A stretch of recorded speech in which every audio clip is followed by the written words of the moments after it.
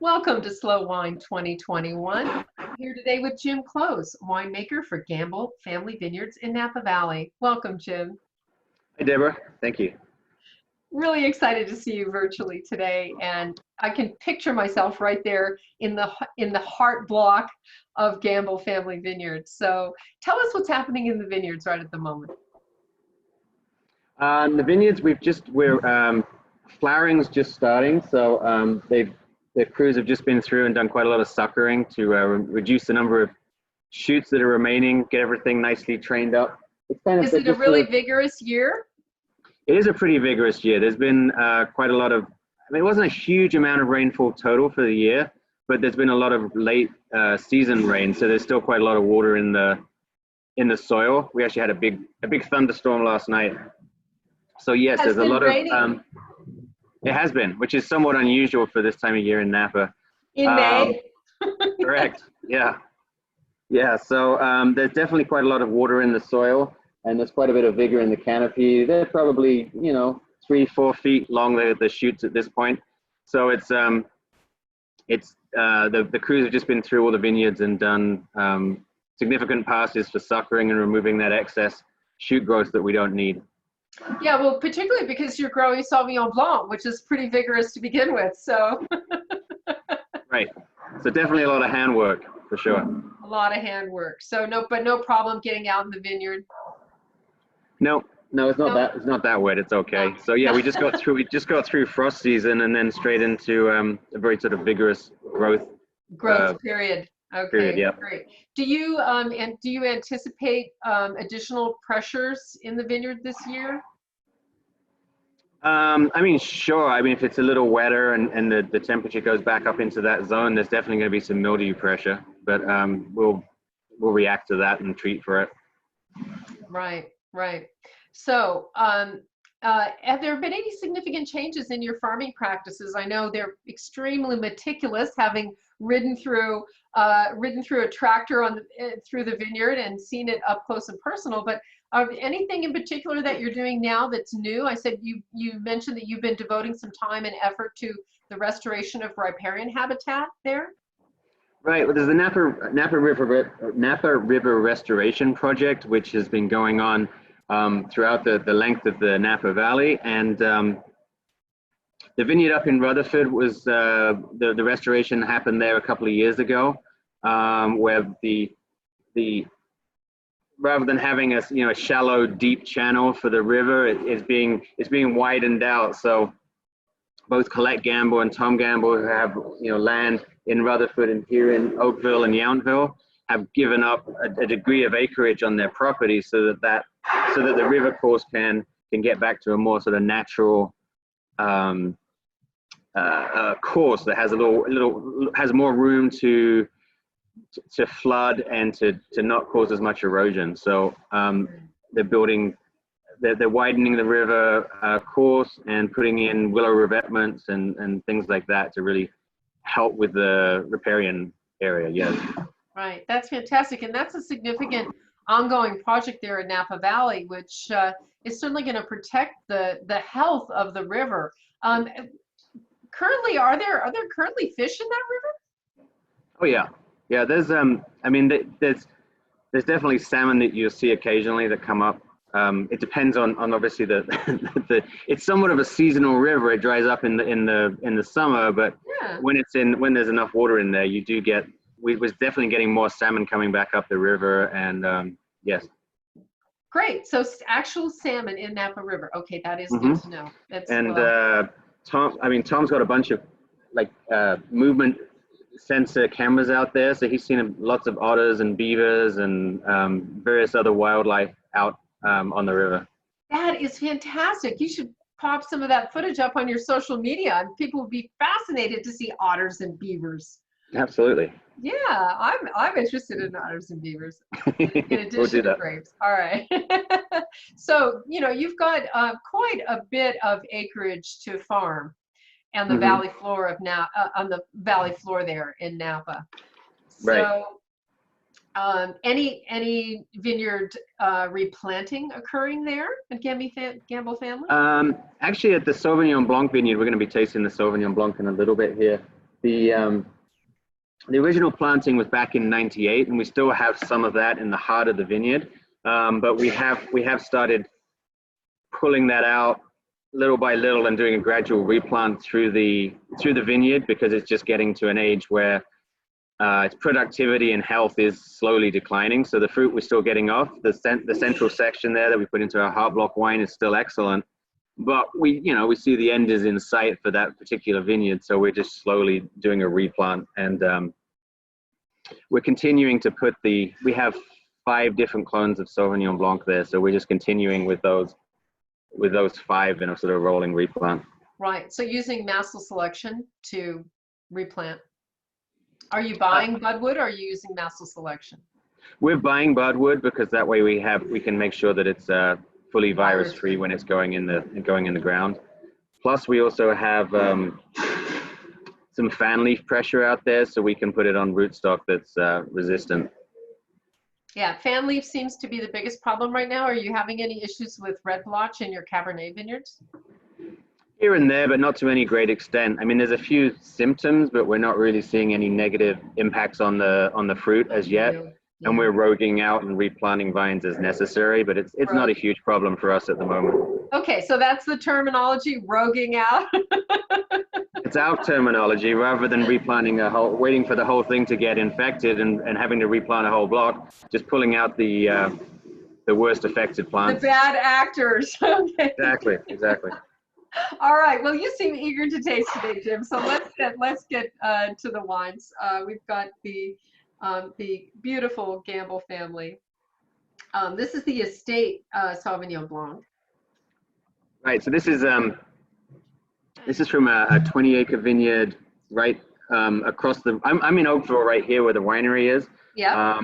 Out in that direction is the Napa River, the tree line, which you can't really see, but just on the other side of the river to the south, just a tiny bit, is the Gamble Vineyard. It was the first vineyard that Tom had with this project. So it's where all our Sauvignon Blanc comes from, and that was just across the line into Yountville. Mm-hmm. But all our vineyards are around rivers. The Sauvignon Blanc in particular is between the Napa River and Conch Creek. So it really has fluvial soils in that site. It's a good site for Sauvignon Blanc. And Tom Gamble, who owns the winery, I worked with Tom since 2005, since we started making wine here at Gamble. And Tom has a passion for Sauvignon Blanc. So over the years, we're up to, I think, 5 different clones of Sauvignon Blanc in that one 20-acre vineyard. This makes you really unique, Jim. This makes this vineyard so unique because, clone 1 is pervasive in California. So when we see a vineyard that actually has a variety of clonal material, expectations automatically go up. Well, good. I mean, and it makes it more interesting to make, because each one of those clones give you slightly different. They're all Sauvignon Blanc. They're all in the same family, but they all have slightly different personalities. And my winemaking philosophy, Gamble's winemaking philosophy, is to try and make things as complicated as possible, and to make put as many components into each wine as possible. So this Sauvignon Blanc that you're tasting, we do about 2,000 cases of this, but we pick the vineyard 6, 7, 8 different times and make that many different wines when it comes into the winery. And the picking window can be anything from 7 to 14 days. We pick in August, so it's kind of the hottest time of year. So the difference in flavors in the grapes changes significantly from day to day. So the first pick gives us our acid backbone. We typically pick the Muscat clone first because that one loses its green herbaceousness that much earlier. We're not really going for the green herbaceous flavors. We're trying to make a Sauvignon Blanc that works best for us here in Napa. So we're trying to make a zingy, complex, layered Sauvignon Blanc that hopefully has a very high acid, but also really good mouthfeel to balance that. So this has a low pH, high TA, but it also has a really nice, I think, mouthfeel to it. Yeah, it's definitely got good texture. We're always expecting good texture on this wine. Absolutely. So we get to that point a couple of different ways. We do a lot of the fermentation in neutral barrels, which helps with the texture and the mouthfeel. We use native yeasts, which again helps because you're not using one organism. There's one yeast will start the fermentation, something else will take over. Just adds to the fermentation pathways lead to a more sort of a greater mouthfeel and complexity. And then we do a lot of lees stirring as well in the 6 months that the wine exists between the grape and when we bottle it. Right. So you're actually working with this wine a lot. You're not worried at all about, it must have a really good appetite for oxygen. You're not worried at all about oxidation with the amount of, lees stirring and work that you're doing with the wine? No. I believe in semi-protecting the wine. So we have a membrane press, but it's not fully enclosed. I think your wine becomes too delicate if you go for a fully reductive, never sees any oxygen kind of wine. It has the propensity just to kind of fall apart really quickly. I've seen wines that you actually pour in the glass and they turn brown right away because they've never seen any oxygen during their life. We see a little bit as we're making it with that. So it's not a fully reductive style. It does see some oxygen, and that gives it, by seeing oxygen slowly through its life before it's bottled, I think it just has a greater potential for longevity once it's bottled. Yeah, I would agree. It's a little less delicate. Agree with you wholeheartedly. The wine is more durable because of it. Right. And I think you can still get those, the flavors that you're looking for with a reductive wine, and sort of more of those tropical passion fruity flavors. And I think you can still get those without being fully reductive. Right. Those styles are definitely there. I mean, that passion fruit style is there for sure. And so the wines for me are really citrus and mineral driven with definitely flourishes of tropical fruit, but not overt. Right. It doesn't point to hot. It doesn't say hot climate wine growing or warm, too warm. And that's got to be your picking for sure. So. Right. I mean, even though the two vineyards I'm sat here in Oakville, and the Sauvignon Blanc is just down in Yountville, the climates are significantly different. You have the protection from the Yountville Hill. You get a little bit more fog later in the day just down in Yountville. So it's some, I mean, I agree it's warmer than many other climates for Sauvignon Blanc, but it's still a very good, cool spot within the Napa Valley to be growing Sauvignon Blanc. Great. And those soils definitely contribute, those fluvial soils, which I've actually written about the characteristics of the soil there that makes it so interesting to me. Good. All right. So now on to the Paramount, right? Yeah. Paramount, correct. Excuse me while I pull that cork out with my teeth. Go for it. You going to use a glass? Yeah, I got a glass. I just had to use the not nashers there. All right. Okay. All right, good. So tell us about this red proprietary blend and why it is named thusly, because that's one story I don't know. I've worked with Tom, as I say, since 2005, and he actually came up with the name before I even started working for him. So it's been around for a long time. So I got to think back, but I think basically the concept of it was that it would be the best blended wine that we could make for the years, hence the Paramount. The Paramount, right. The apex. So we don't really have any rules of... Sorry. Correct. Cabernet Franc, Cabernet Sauvignon, Merlot at about equal parts, and then just a 6% of Petit Verdot. Little splash of PV in there. Well, it's fascinating to see kind of a, even Steven across the board like that. That's very compelling. I mean, with that blend. It often is that proportion, but we don't really have any hard and fast rules on it. Some years, one variety or one vineyard will show better than another. So we basically, it's legally labeled red wine so that we have that flexibility of the percentages that we put into it of each variety. Right, which is a classic approach, whichever variety is showing best in that particular vintage. But there's an accessibility and a deliciousness to this wine that's just undeniable. So this wine is made to be immediate consumption, right? Accessible. I guess so, because the tannins are a little more velvety, but I think all of our wines we kind of build with the same philosophy with mostly, we always end up with fairly moderate alcohol for Napa. So typically our wines are 14% alcohol, which sounds a lot for the rest of the world, but it's pretty moderate for Napa.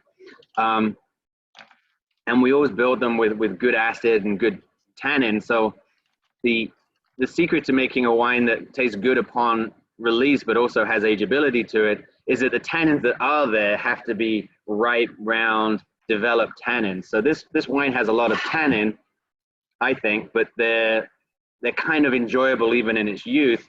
But I think probably another sort of five to 10 years, this wine will be even better as those, or it'll evolve, it'll be slightly different. Those tannins will kind of wind down a little bit. Well, they'll polymerize, right? They'll get longer. Right. Right, but Well, certainly we do a lot of work during fermentation to try and get those tannins to where we want them in the first place. We do a lot of Bordeaux splash, a lot of aeration to try and polymerize those tannins while we're doing the fermentation. Great. Well, the wine's absolutely enjoyable right out of the glass, and that beautiful like Cabernet Franc Bordeaux variety signature is there, and just this gorgeous kind of subtle herbal note that tells me I'm drinking a Bordeaux blend, which is really lovely to have that communicated. Thank you. That's what we're going for. Not obliterated. Yeah, we want it to.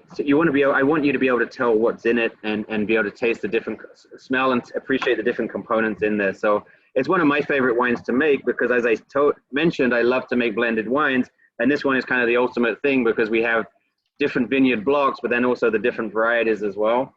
So it has the longest and most complex blending trials associated with it before we come up with the final blend. Talk a little bit about the oak regime for this wine. I do detect some secondary and vanilla, a little vanilla, and a little bit of secondary, some black tones, a little bit, but not a lot of new wood, right? It is actually a good amount. It's about 40 to 45% new oak. Okay. But we tend not to choose the biggest, showiest barrels. We obviously there's so much variation with barrels. We use, I don't know, probably about 6 different coopers on this particular wine. And then within that, you've got different furrows, different toast levels. All the barrels are 3 years seasoned before the barrel's made, which means the staves are stacked up for 3 years before the barrels are made. Helps to leach out tannins and just kind of make the impact of the oak on the wine just a little more subtle and hopefully integrated even in its youth. Even in youth, yep, absolutely. I don't detect any real elagitannin. The tannins coming from the oak, the wood themselves, but definitely some of the flavor characteristics are there, adding a more depth to the varietal characteristics of and again, I think by using so many different coopers and variations on the barrels, you don't have one particular flavor from one cooper that's just dominating the whole wine.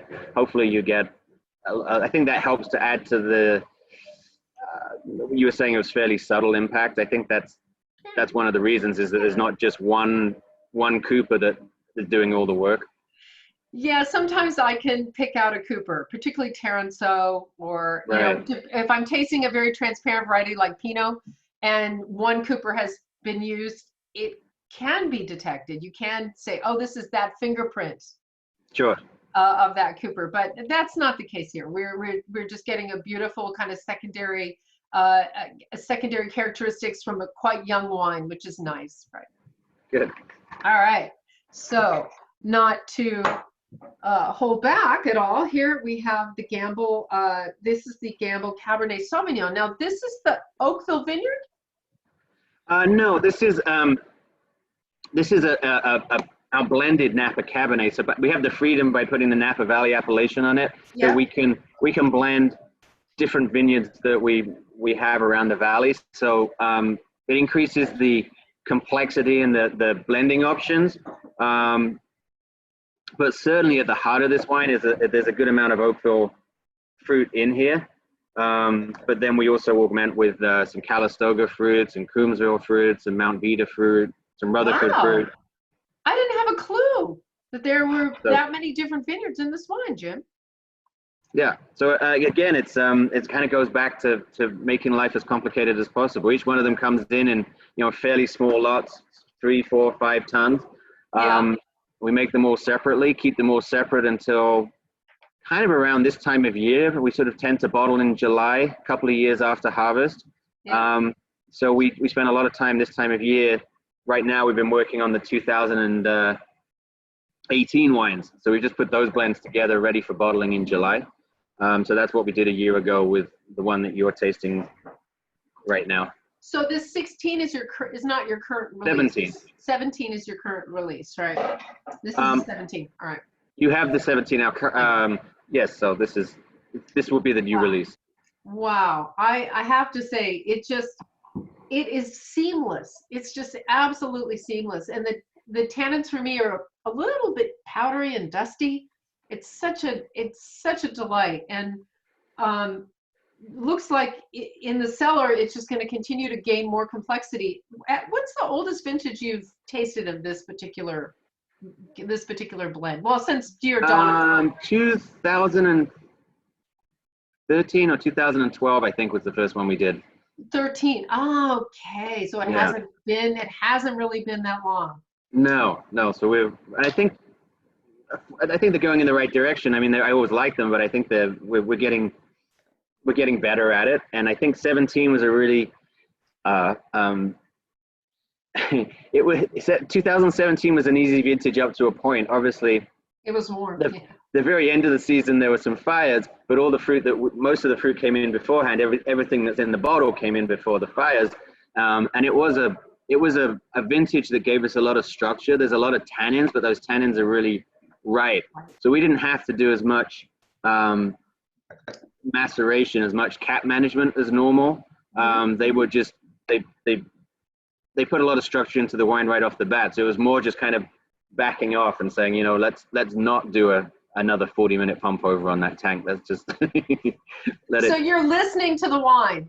Exactly. Yeah. I mean, I taste every wine every day and decide what to do for the next day for the cap management. We have the facility here. We can do pump overs or punch downs. So that's nice that we can just do a punch down if the wine's getting a little too tannic and just kind of keep the cap wet, but not really give a whole lot of extraction if it doesn't need it. Have you ever used the frog that just kind of sprinkles the cap and the juice? That's what I call a pump over. So we use a pump to take the wine out of the bottom and then spray it around the top. And then we'll add. We have two methods of adding air. We either use a venturi to suck air into the wine, because at that point there's so much carbon dioxide that you can't over oxygenate a wine while it's fermenting. Exactly. You give it as much as it'll take. Yeah. It's good for keeping the yeast healthy, and just for kind of helping with tannins and that kind of thing. So we use that, and then a Bordeaux splash, where that's the more theatrical one, where the wine comes out and just kind of cascades into a tub and screen, and then you pump it back over the top. They're pretty much equally as good. Yeah. All right. Yeah. All right. There's differences. Well, making Cab is different than making Pinot. So. Right. Absolutely. Well, I think the three wines that I'm tasting today are showing really, really beautifully. I'm so glad I had an opportunity to taste with you today, Jim, and to have you there in the winery. It's fantastic. So anything else cooking at Gamble that we need to be up on before we sign off today? Well, there's our new virtual world, right? So we're doing lots of virtual tastings and getting ready to bottle again in 2018 wines. So there's always a few. We're doing a few extra little bits and pieces that we're going to bottle some special wines this year. So there's some things we're working on. Okay, so you're bottling some goodies for the club, right? Exactly. Yeah. Any unusual varieties or anything? They're going to be blends, that's for sure. Sure. Well, we in the last we have new plantings of vines up on Mount Vita. So the 2018 was the first year that we really got a good amount of fruit from up there. So we've managed to bottle one, or the wine is some of it will go into the Paramount, and then we have a little extra of. So we're going to do little special blends from up on Mount Vita as well. Okay, so did you plant Malbec up there? No, just the other suspects, the Cabernet Sauvignon, Merlot, Cab Franc. All right. Well, there's a lot of Malbec up on Vita, so you never know. I mean, Right. Malbec doesn't seem to be a variety that shows up in many of your wines. So there's a little bit in the Napa Cab, but not very much. Okay, all right, just a little pinch in there. Yeah, I was looking down at my notes. I think it was only 2%, so it's not really a whole lot. Okay, well, a little spice rack. Well, please Sure. give our best to Tom and to the I will team do. there at Gamble, and we look forward to seeing you in the 2021 guide. Thanks very Great. much. Thanks, Deborah. Bye.